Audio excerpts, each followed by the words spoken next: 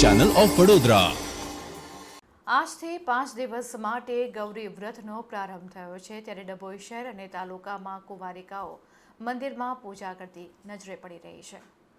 મનના માણીગરને પામવા માટે કુંવારિકાઓ 5 દિવસ અલુણા વ્રત કરશે, એટલે કે મીઠા વગરનું ખાઈને 5 દિવસ ગૌર માતાની પૂજા કરશે। ત્યારે ડભોઈના મુખ્ય બજારોમાં સૂકા મેવો અને પૂજા ખરીદવા માટે આગલા દિવસે જ ભારે ભીડ જોવા મળી હતી। ડભોઈ તાલુકાના 118 ગામડાઓમાંથી ખરીદી અર્થે આવતી કુંવારિકાઓ તથા તેમના વાલીઓથી બજારોમાં જાણે મેળો ભરાયો હોય તેવું વાતાવરણ જોવા મળ્યું હતું।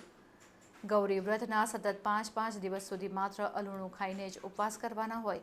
5 દિવસ દરમિયાન બીજું કાંઈ પણ ચટાકેદાર ખાવાનું મન ન થાય તે માટે પાણીપુરી, પાઉંભાજી જેવી ચટપટી વાનગીઓ ખાઈ લેવા લારીઓ પર પણ કુંવારિકાઓની ભારે ભીડ જોવા મળી હતી।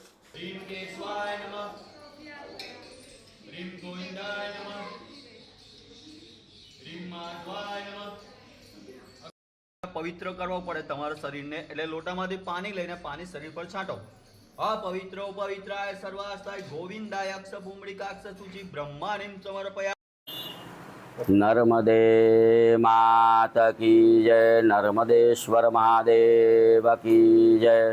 डभोई दर्भावती नगरी नाना मोटा तमाम ठेर ठेर मंदिરની અંદર આજથી ગૌરી વ્રતનો પ્રારંભ થયો છે। પહેલો દિવસ આજથી છોકરીઓ ઉપવાસ કરશે અને આજથી પહેલા દિવસ અને 5મા દિવસે પૂર્ણાવતી, 6ઠ્ઠા દિવસે જાગરણ કરશે અને પછી ગૌરી માતાનું એ લોકો વિસર્જન કરે।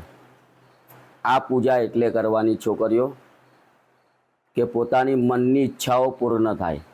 કોઈ પોતાના પતિદેવ સારા મેળવવા માટે આ વ્રત કરતા હોય છે, તો આવી ઘણી નાની મોટી પોતાની મનની ઈચ્છાઓ જે પોતે મનમાં ઈચ્છા રાખે છે, જેની જેવી ઈચ્છા હોય માં ગૌરી વ્રત એનું પૂર્ણ કરે છે। માં પાર્વતીએ ભગવાન શિવને મેળવવા માટે આ વ્રત કર્યું હતું અને એ પરંપરાથી લઈ આજે આ નાની મોટી છોકરીઓ પોતાના મનની ઈચ્છા સારા પતિને મેળવવા માટે આ વ્રત કરે છે। ડભોઈની અંદર શરૂઆત ભગવાન નાના મોટા મંદિરની અંદર વેદ ઘોષથી આ એની પૂજા કરવામાં આવે છે અને આનું તમામ ભગવાન શિવ એમને પોતાની છોકરીઓને મનની ઈચ્છા પૂર્ણ કરે છે।